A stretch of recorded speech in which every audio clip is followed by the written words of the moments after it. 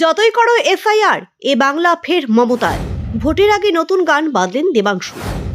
বছর ঘুরলেই ২৬-এর বিধানসভা নির্বাচন, আর সেই নির্বাচনকে কেন্দ্র করেই এখন থেকেই শুরু হয়ে গিয়েছে ভোট প্রচারের প্রস্তুতি। এদিকে রাজ্যে এফআইআর প্রক্রিয়া শুরু নিয়ে একের পর এক বিতর্কের ঝড় উঠেছে। তৃণমূল এবং বিজেপি একে অপরকে দোষারোপ করেই চলছে ক্রমাগত।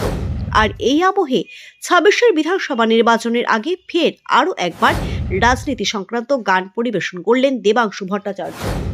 উল্লেখ্য, ২১শে বাংলা বিধানসভা নির্বাচনে তৃণমূল কংগ্রেসের মুখপাত্র তথা যুব নেতা দেবাংশু ভট্টাচার্য খেলা হবে স্লোগান তৈরি করেছিলেন।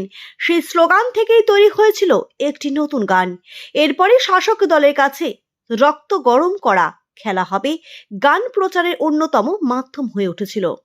আলাদাই এনার্জি এবং রাজনৈতিক মহলে তৈরি করেছিল এই গান। আর এবার বছর ঘুরলেই শুরু হতে চলেছে ২৬-এর বিধানসভা নির্বাচন। এবারও তাই নির্বাচনের মুখে আরও একটি নয়া গান পাতলেন দেবাংশু। তবে এবার সেই গানের মূল থিম রাখলেন ভোটার তালিকার বিশেষ নিবিড় সংশোধন বা এফআইআর।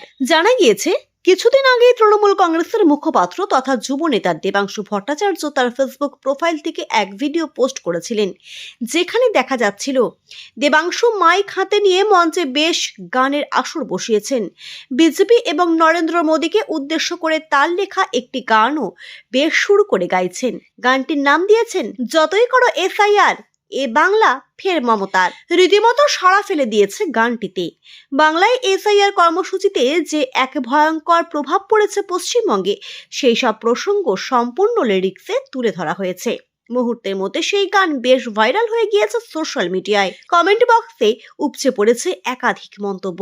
রাজনীতিবিদরা মনে করছেন ২০২১-এর মতো হয়তো ২০২৬-এও এই গান নির্বাচনে বড় প্রভাব ফেলার পাশাপাশি আরও জনপ্রিয় হয়ে উঠবে। উল্লেখ্য, রাজ্যে এফআইআর প্রক্রিয়া চালু হতে প্রথম থেকেই একাধিক অভিযোগ করে চলেছে শাসক দল তৃণমূল কংগ্রেস। আর এই আবহে ২০০২-এর তালিকায় নাম না থাকায় অনেকে আতঙ্কিত হয়ে সুইসাইড করেছে, তো কোথাও আবার দেখা যাচ্ছে বর্ডারে বাংলাদেশিদের ভিড়। তাই নিয়ে ক্রমাগত বিজেপিকে এবং নির্বাচন কমিশনকে কাঠগড়ায় তুলেছে তৃণমূল। যদিও চুপ থাকেনি বিজেপি, একের পর এক ব্লকে ভুয়ো ভোটারের তালিকা তুলে ধরে নানা রকমের বিস্ফোরক অভিযোগ তুলেছে তারাও।